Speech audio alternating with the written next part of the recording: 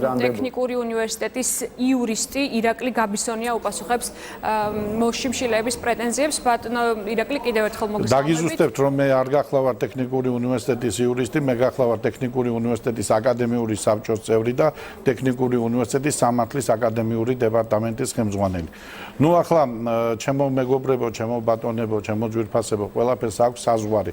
როცა ღირსებაზე ვსაუბრობ ჩვენ და ბატონ არჩილ ფრანგიშვილს მოვიხსენიებთ როგორც უღირსებო ადამიანს, ეს ვთვლი მე ყველაზე დიდი შეცდომაა და შევრაცხყოფა მარტო ტექნიკური უნივერსიტეტის კი არა მთლიანად აკადემიური საზოგადოების. არჩილ ფრანგიშვილმა 8 წლის განმავლობაში იმდენი რამე გააკეთა ტექნიკური უნივერსიტეტისთვის, რომ მე დღეს დავიწყოთ დილამდე ვერ ჩამოთვლით. ყველა ფაკულტეტს აქვს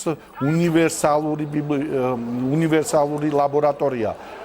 ეს არის ნანოტექნოლოგიებით მოწყობილი და იმის თქმა, რომ ტექნიკურ უნივერსიტეტში არაფერი კეთდება, ეს არის დაუნახაობა. ეს არის რაღაცა სხვა ჩვენაგზნობები ამოძრავებთ ამ მეგობრებს. აი, რა გზნობები ამოძრავებთ?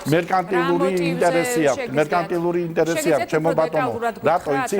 როცა თუ ჩვენ ვაღიარებთ, რომ ჩვენ ცხოვრობთ სამართლებრივ სახელმწიფოში. რა არის სამართლებრივი სახელმწიფოსათვის ერთ-ერთი დამახასიათებელი ნიშანი? ის რომ ჩვენ უნდა ვედოთ მართლმსაჯულებას სასამართლოს. როცა სარჩელი შევიტანეთ სასამართლოში, ჩვენ უნდა დაველოდოთ პასუხს.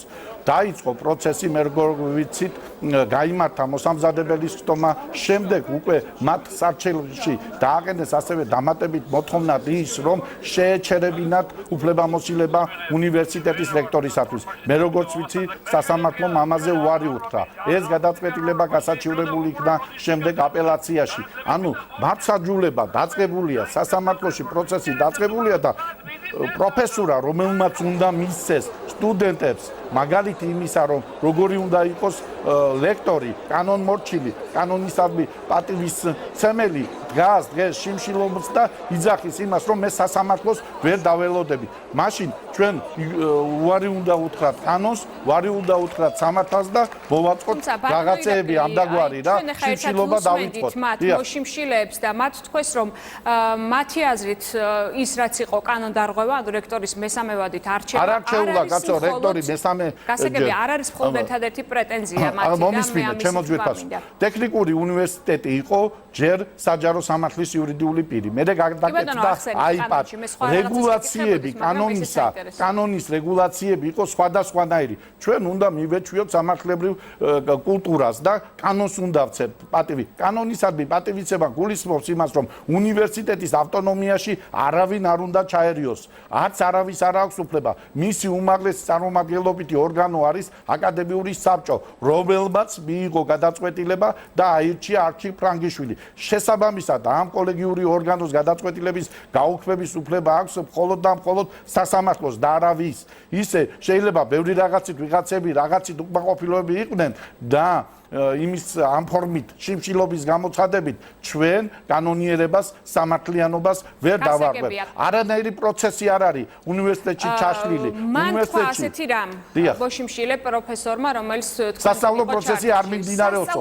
მე დღესვე სერიოზული პრეტენზიები. მე დღესვე გთხოვთ წამობძანდეს ყველა ჟურნალისტი და მე ჩემი ფეხი დაგათვალიერებინებ თუ როგორი პროცესი მიმდინარეობს უნივერსიტეტში. საუბარი ხარისხზე გეტყვით. მე ვარ სამართლის აკადემიური დეპარტამენტის ხელმძღვანელი. ეს პროგრამები არის მოძველებული. თქვენ რას ფიქრობთ? გეტყვით ახლავე. მე ვარ აკადემიური დეპარტამენტის ხელმძღვანელი. ჩვენი მაგისტრატურის სტუდენტების 85% დასაქმებულია.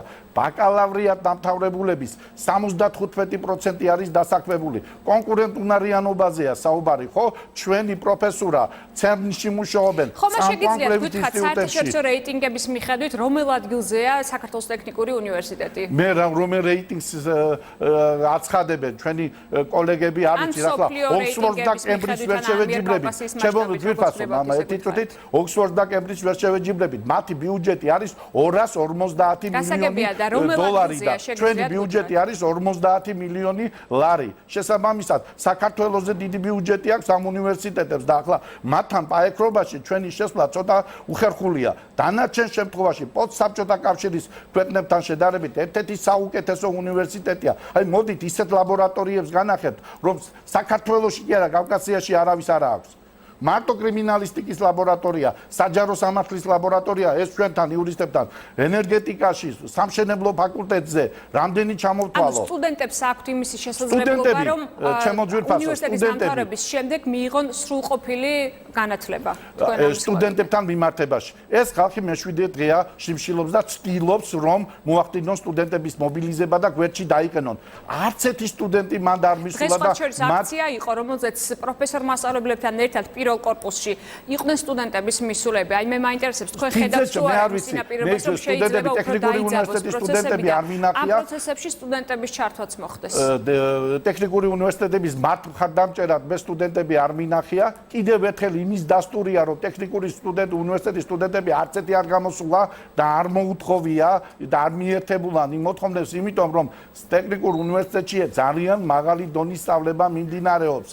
ყოველ შემთხვევისათვის პრობლემები არის უნივერსიტეტში, მაგრამ სწავლასთან მიმართებაში ვერავინ ვერ იტყვის, რომ რამე ხარვეზებია. პრობლემები არის, იმიტომ რომ საქართველოშია პრობლემები და მათ შორის ჩვენთანაც.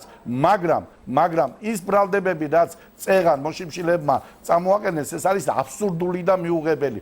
თქვენ შეგიძლიათ მობრძანდეთ და თქვენი თვალით ნახოთ, თუ რა არის გაკეთებული, რას აკეთებს არჩილ ფრანგიშვილი და რას აპირებს არჩილ ფრანგიშვილი. არჩილ ფრანგიშვილისნაირი მკვლევარი მეცნიერი საქართველოში მე ვთვლი, რომ ბევრი არ არის. ამიტომ არ შეიძლება ვინმეს ეს შეურაცხყოფა მივაყენოთ, ესე უხიაგოთ და ესეთ კონტექსტში მოვიხსენიოთ. არ არის ეს ნორმალური პროცესი. მადლობას მოგხსენებთ მობრძანების თქვის. თქვენი თანამდებობით შესახებ არასწორი ინფორმაცია თქვენივე პრესნამსახურმა მოგვაწოდა. გითხრა რომ იურისტი იყავით, თუმცა იურისტი ვარ, სამართლის დოქტორი, პროფესორი, მაგრამ აკადემიური დეპარტამენტის ხელმძღვანელი ირაკლი გაბისონია იყო მოამბის სტუმარი. მადლობა ბატონო ირაკლი. დიდი მადლობა.